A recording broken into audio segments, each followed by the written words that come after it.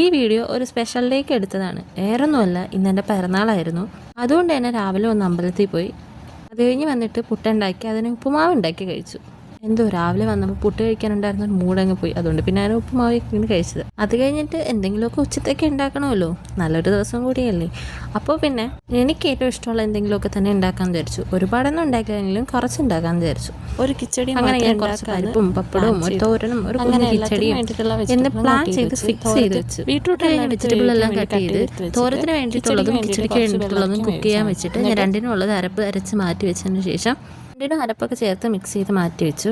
എന്നിട്ട് പിന്നെ പരിപ്പിന് വേണ്ടിയിട്ട് ആവശ്യത്തിന് തേങ്ങയും അതിലേക്ക് കുറച്ച് മഞ്ഞളും ജീരകവും ഒരു കുഞ്ഞു പീസ് മുളക് പൊടിയും കുറച്ച് വെളുത്തുള്ളിയും കൂടെ ചേർത്തിട്ട് അരച്ചെടുത്ത് അത് പരിപ്പിലേക്ക് ചേർത്ത് പരിപ്പ് ഉണ്ടാക്കി വെച്ചു.